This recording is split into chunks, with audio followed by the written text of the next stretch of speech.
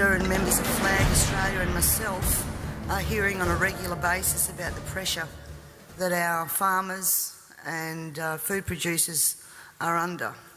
But let me just make the point that these policies come from a faraway place. And you're going to have to bear with me now for a few minutes while I read my speech, and I will read it because otherwise I'll be up here for hours. I get a bit carried away with this, so I've contained it to as smaller speech as I can do. But we are in trouble, and we all need to pull together on this. And first of all, I'd just like to thank people who have been supporting Flag Australia in their push to get this word out there. At Leon Biner on his Don't Sell Australia Short Facebook campaign, who has now over 7,500 members, all concerned about the same thing. Sean Perry from 5AA Talkback, who has allowed Peter and myself many times to go on there for hours at a time to get these issues aired and discussed. And we'll actually be having Lord Monckton on there tomorrow night from 7 o'clock till midnight, so that people can ring in, ask questions and have a discussion about this. So 5AA have been behind us, which is great. And also the Southern Argus newspaper. They have been so supportive of getting the message out there of the stress that our primary producers are under, and we really can't thank all of those people enough. So now I'll start to read. Again, thank you all for coming here today. I also thank the many people behind the scenes who have helped to educate me on the global issues and how they are being implemented at a state level so that I can be an effective elected member of your parliament. And while I'm speaking to you today, I'm going to quote a number of people from various influential positions on the international stage, and I'll leave it with you to make up your mind if you want to continue to head in the direction that we're going. I first stumbled across Agenda 21 in about 2008, and quite frankly my first reaction was to dismiss what I was reading, because I didn't believe that any government in Australia would take us down this road. Then I began to see a legislative pattern emerging in Parliament which concerned me greatly, and I also started to see the tenor of legislation that we were passing. I did air those concerns in Parliament, and it was dismissed and ignored. The words Agenda 21, ladies and gentlemen, were never meant to be spoken. And if they were, then of course it would be dismissed as a conspiracy theory. Because if people knew Agenda 21 and what it stood for, there's plenty of information out there where they could actually learn what the end game was, and governments didn't want that to be known. My dad always said to me that people only lie for two reasons. One reason is because you're ashamed of what you're doing, and the second reason is that you don't want people to be warned just before you screw them. And I honestly believe that these secrets have been, thank you, that these secrets have been kept for both of those reasons. Ladies and gentlemen, the origins of the environmental movement as we see it began back in 1968 when the Club of Rome was formed. The Club of Rome has been described as a crisis think tank which specialises in crisis creation. The main purpose of this think tank was to formulate a crisis that would unite the world and condition us to the idea of global solutions to local problems. In a document called The First Global Revolution, authored by Alexander King and Bertrand Schneider, on pages 104 and 105, it stated, "In searching for a new enemy to unite us, we came up with the idea that pollution, the threat of global warming, water shortages, famine and the like would fit the bill. All these dangers, of course, will be caused by human intervention that will require a global response." That's the origin of global warming, ladies and gentlemen. In 1975, Australia agreed to bring in a new economic order via the Lima Declaration on the Second Conference of the United Nations Industrial Development Organisation. The outcome of this was, as I said, the Lima Declaration, which was a blueprint for the redeployment of tools, jobs and manufacturing to the developing nations, leaving countries like Australia short of technology, a manufacturing base and jobs. Blind Freddie can now see what the outcome of that has been for our country, with their unworkable trade and tariffs agreements hand in hand with this that have followed as a matter of course. This is now a reality, with around 90% of our agriculture and manufacturing just gone. Australia signed the Lima Declaration and hundreds of others with the support of all major political players: Whitlam, Fraser, Hawke, Keating, Hewson, Howard, Rudd, the Democrats, the Greens and even the Nationals. It has been put to me that all of these treaties were the foundation for the rollout of Agenda 21, and it seems that Australia has been moved around the global chessboard, and our so-called leaders were either complicit or naive to the long-term consequences. And now we're almost at checkmate.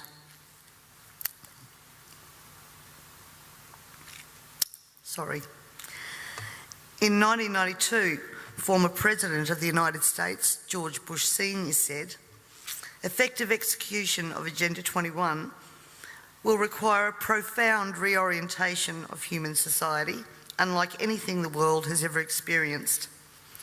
A major shift in the priorities of both governments and individuals, and an unprecedented redeployment of human and financial resources.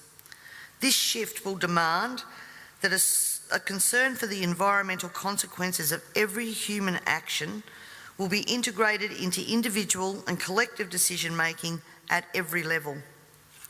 Cutting through the code, I want everyone to consider what the words "profound reorientation of all human society" and "unprecedented redeployment of human and financial resources" actually means. For everyone here tonight not familiar with Agenda 21, I would suggest that this is the beginning of your learning curve, not the end. In 1992, Maurice Strong, Secretary General of the UN Earth Summit and member of the Club of Rome, said, "It is clear that current lifestyles and consumption patterns of the affluent middle class, involving high meat intake, consumption of large amounts of frozen and convenience foods, use of fossil fuels, ownership of motor vehicles, small electrical appliances, home and workplace air conditioning, and suburban housing are not sustainable." Put those statements together with the previous one, and it must become clear that Agenda 21 is about controlling every aspect of our lives: how we eat, what we eat, how much we eat, how we move around, food production, the amount of food, and where we even live. Dixie Ray, former Washington State Governor and Assistant Secretary for Oceans and International Environmental and Scientific Affairs, stated, "Agenda 21 seeks to establish a mechanism for transferring the wealth from citizens to the third world. Fear of environmental crisis would be used to create a world government and UN central direction." From a report in the 1976 UN's Habitat 1 conference, land cannot be treated as an ordinary asset, controlled by individuals and subject to the pressures and inefficiencies of the market. Private land ownership is also a principal instrument of accumulation and concentration of wealth, therefore contributes to social injustice. In other words, ladies and gentlemen, if you work hard and you exercise good financial management and invest in property, you are contributing to social injustice. In a report from the President's Council on Sustainable Development, we need a new collaborative decision process that leads to better decisions, more rapid change, and more sensible use of human, natural and financial resources in achieving our goals. And at the same time, Harvey Reuven, Vice Chair of the Wildlands Project, says individual rights will have to take a back seat to the collective. J. Gary Lawrence, Advisor to President Clinton's Council on Sustainable Development. Participating in a UN advocated planning process would very likely bring out many of the conspiracy fixated groups and individuals in our society, and here we are. This segment of our society, who fear one world government and UN invasion, through which our individual freedoms will be stripped away, would actively work to defeat any elected official who joined the conspiracy by undertaking Agenda 21. So we will call our process something else. We will call it comprehensive planning or growth management or smart growth. We ended up with sustainable development. The redeployment of human and financial resources has now become visible to us all via the cut to services and programs to assist the sick, the young, the elderly, and of course the creation of another level of poverty now identified by the term the working poor. I was speaking to a person last week and he said to me, if Hitler was still around, he'd be sitting back thinking, I didn't need bullets for a global takeover. And he'd be right. We see daily cash grabbing via new taxes called levies, supposedly because we are cash strapped in this state, and at the same time see big project spending that does not fit with the message that we are in financial crisis. But we the people have to tighten our belt, while the government seems absolutely unaware and unconcerned of the amount of debt that it is accumulating. This in turn means that taxes, levies, fines and other penalties increase, as well as the cost of living rising exponentially, and the ordinary citizen's ability to exist well is compromised with almost every law that we pass. We're constantly paying for so-called services that we don't receive. This is wealth redistribution at the grassroots level, redeployment of financial resources, ensuring only hardship for the citizens who just really want to get on with their lives. The Parliament has also ventured into the rights of people to own and retain their property and manage it without government interference. In particular, the laws around, as Peter said, water allocation, natural resource management, the Native Vegetation Act, Development and Planning Act, which are all equally toxic to our food producers as they are to our long-term security, we city dwellers.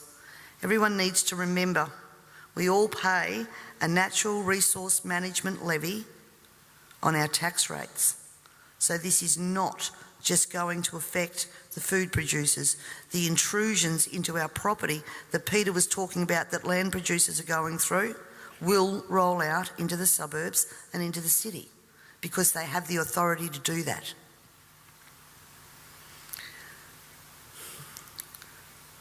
We all have already fiddled in Parliament with land titles of people in rural areas, and I'm talking about the Barossa and McLaren Vale legislation that passed. And the buzzwords used to justify that was heritage status. At the same time that our right to own and manage our land, have access to water, produce adequate food to ensure that our only option is not to consume often toxic and substandard food from places like China, this government has been working overtime to take away our rights to common law through many pieces of legislation. Common law is what guarantees us an ability to correct injustices. This coming year, I promise you, you will also hear debate over a number of pieces of legislation that will further erode our common law rights. And you have to get behind me on this, ladies and gentlemen, to stop this from going through.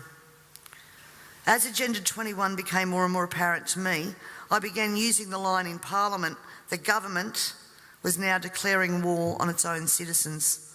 And that goes back as far as 2008. This, of course, led me to being labelled a conspiracy theorist.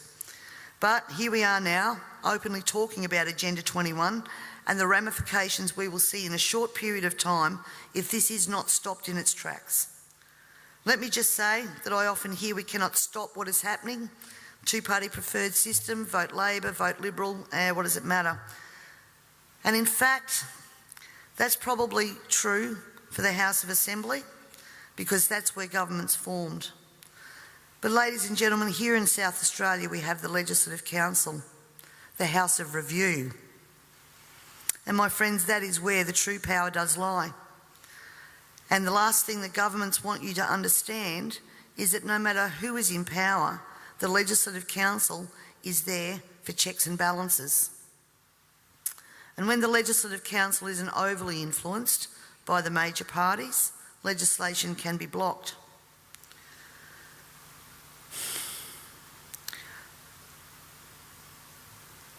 Remember, on most of these policies that I've spoken about here today, there has been bipartisan support for everything that has gone through.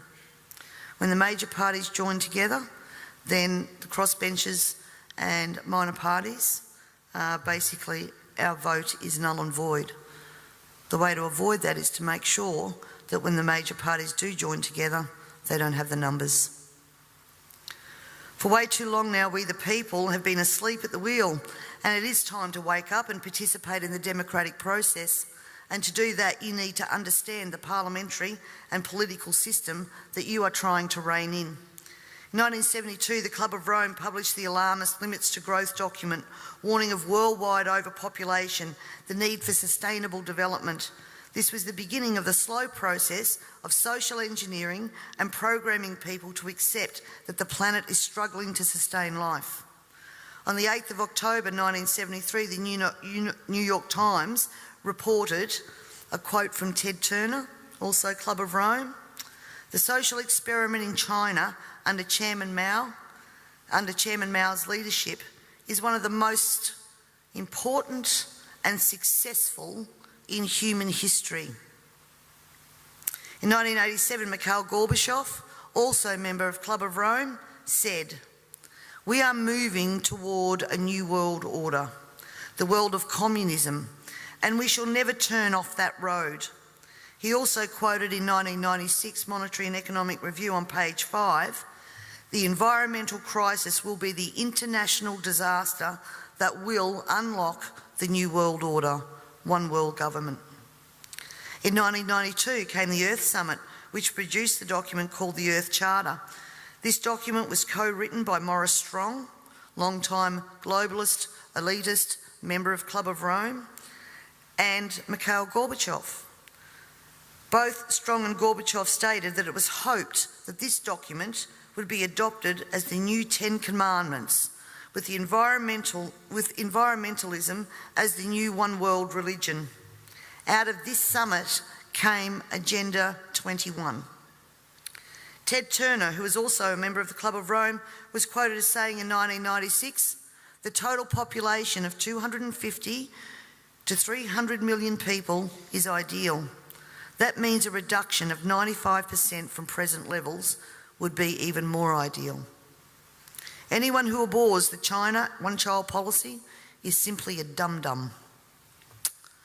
In 1998, the Baltimore Sun reported on July the 7th, most of Ted Turner's first donation to the UN of $22 million went to programs that seek to stall population. Another goal of the depopulation process is that the upcoming generation will submit to sterilisation to save Mother Earth.